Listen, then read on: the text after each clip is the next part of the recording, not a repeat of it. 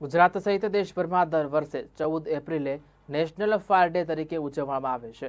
Rajkot fire વિભાગ દ્વારા પણ નેશનલ ફાયર ડેની ઉજવણી કરવામાં આવી હતી। સાથે જ મુંબઈ ડોકયાર્ડ દુર્ઘટનામાં શહીદ થયેલા ફાયર બ્રિગેડના જવાનોને શ્રદ્ધાંજલિ અર્પણ કરવામાં આવી હતી। ફાયર વિભાગ દ્વારા કાલાવડ રોડ ખાતે આવેલા ફાયર સ્ટેશન બ્લડ ડોનેશન કેમ્પનું આયોજન કરવામાં આવ્યું હતું।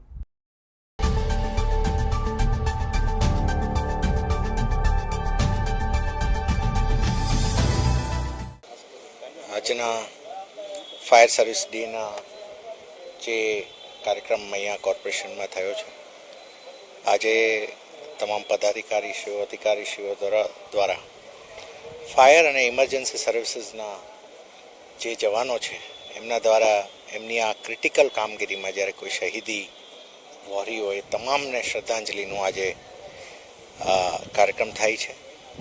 ક્રિટિકલ સર્વિસ અને એવી સર્વિસ કે જે લોકોના જીવન અને મરણ વચ્ચેની સૌથી એમને જીવન મરણનો જ્યારે સવાલ હોય ત્યારે સૌથી ક્રિટિકલ એવી સર્વિસ બજાવતા આપણા જવાનોને આજના દિવસે અમે યાદ પણ કરીએ છીએ, શ્રદ્ધાંજલિ પણ આપીએ છીએ જેમને આહુતિ આપી છે એમને।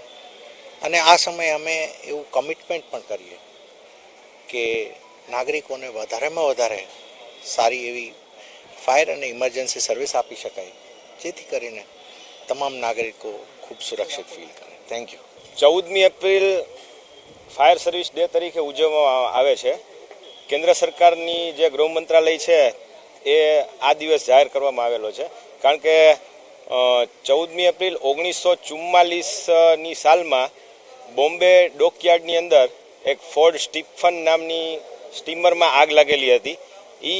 આગ લાગેલી હતી, એમાં આગ બુઝાવવાની કામગીરી દરમિયાન ફાયર સર્વિસના 66 જવાનોએ આહુતિ આપી હતી।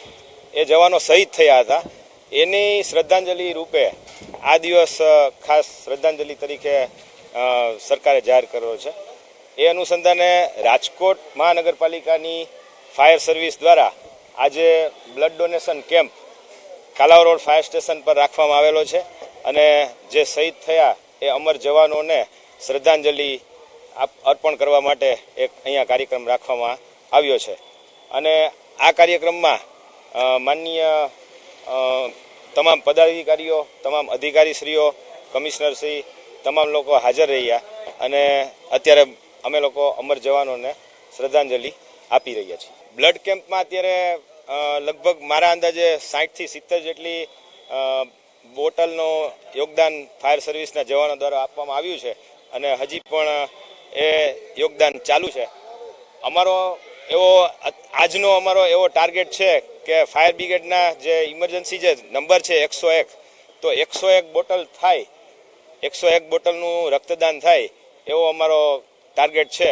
તો અમને આશા છે કે એ ટાર્ગેટ પૂરો થઈ જશે।